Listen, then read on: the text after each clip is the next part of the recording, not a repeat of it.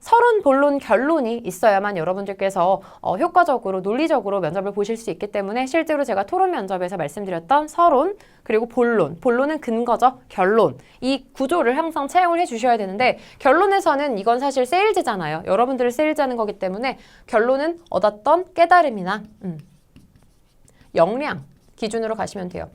나는 이런 사람이에요. 내가 뭐 답을 얘기를 해주셔야겠죠. 내 스트레스 해소법은 이거예요.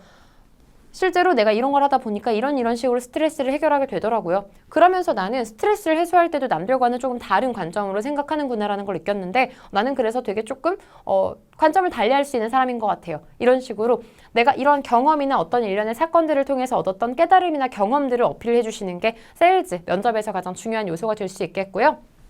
공사는 구별을 해주시는 게 좋습니다.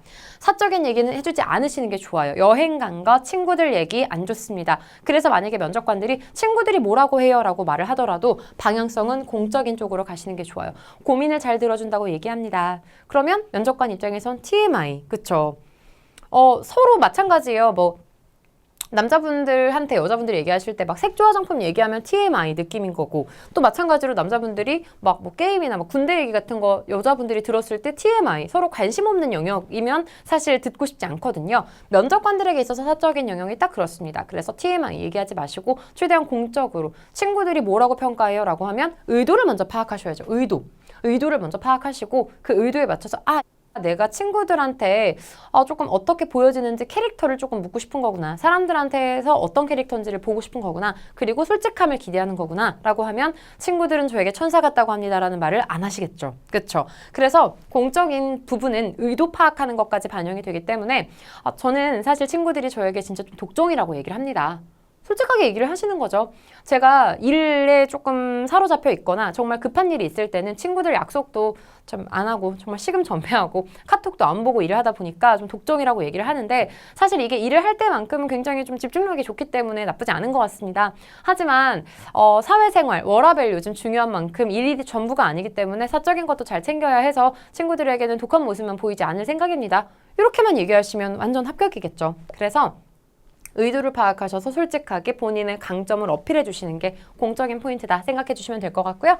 캐릭터는 제가 방금 말씀드렸던 역할, 에피소드 생각하시면 약간의 MSG를 뿌려주는 정도라고 생각을 해주셔도 될 것 같아요. 그래서 여러분들의 가치관이나 어떤 행동의 노하우를 부여해 주시는 거 그게 바로 캐릭터를 좀 더 차별화되게 업그레이드할 수 있는 방법이 될 수 있고요. 차별화 포인트는 흔하지 않은 얘기를 해주시는 게 좋겠죠. 예를 들어 뭐 스트레스 해소법이나 체력관리법 같은 것도 마찬가지인데 체력관리법 뭐예요? 맨날 운동을 합니다. 스트레스 해소법 뭐예요? 뭐 사우나를 가서 땀을 쫙 빼고 나면 스트레스가 풀립니다. 차별화가 되지 않죠. 차별화는 남들과는 달리 생각을 하셔야 되는 부분이기 때문에 아예 솔직하게 나가시는 방법도 나쁘지 않습니다. 솔직히 저는 체력 관리, 꾸준히 운동을 해야 되는데 최근에 취업 준비 때문에 사실 꾸준히 운동을 하거나 또 돈을 투자해서 헬스장에 갈 형편은 안 됩니다. 그래서 저는 좀 돈도 들지 않고 또 돈도 벌 수 있는 방법으로 최대한 좀 이렇게 그 만보기 같은 어플 이용해서 워크머니 같은 거 있죠.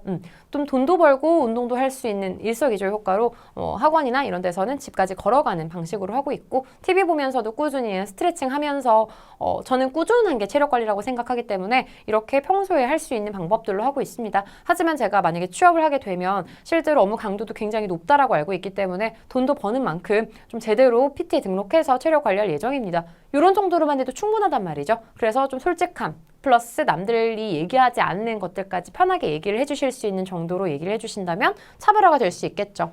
그리고 여러분들이 가지고 있는 지식이나 경험들을 지원하시는 직무나 산업, 기업에 적용할 수 있는 능력을 전문성이라고 보기 때문에 최대한 경험을 많이 얘기를 해주시는 거 그리고 그걸 결론적으로는 직무에 연관시키시는 게 제일 중요하다라고 보시면 되겠고요. 그렇게 해서 나의 셀링 포인트를 PR하는 게 바로 신세계를 한 번에 합격할 수 있는 전략이 될 수 있겠죠.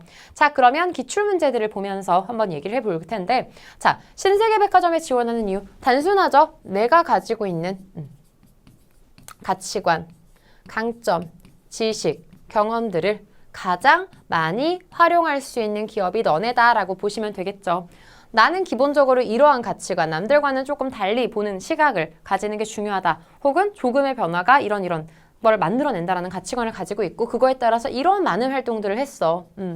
그리고 직업을 가지게 된다면 이러한 능력을 많이 활용할 수 있는 직업을 갖고 싶었는데 니네 신세계 백화점은 항상 다른 시각으로 이렇게 일본가를 만들어내고 이런 걸 하는 걸 보면서 내 역량을 가장 많이 활용할 수 있겠다라고 생각해서 지원했어. 유통업계 똑같죠.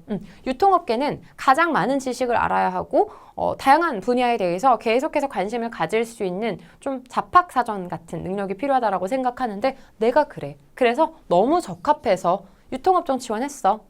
다른 업종이 아니라 왜? 너 왜 그런 편의점이나 다른 쪽으로 지원하지? 왜 백화점으로 지원했니? 마찬가지죠.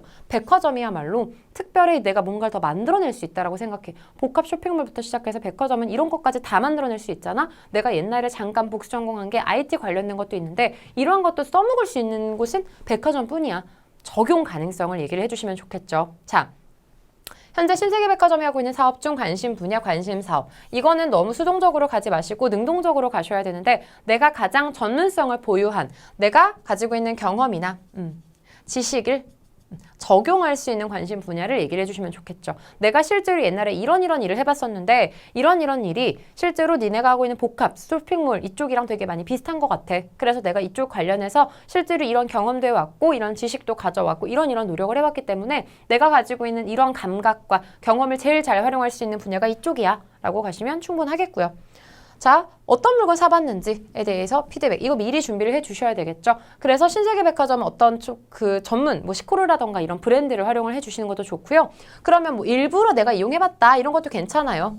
이런 질문 나올 것 같아서 사실 일부러 이용을 해봤는데 실제로 이런 부분에 대해서 피드백, 강점과 약점 같이 얘기를 해주셔야겠죠.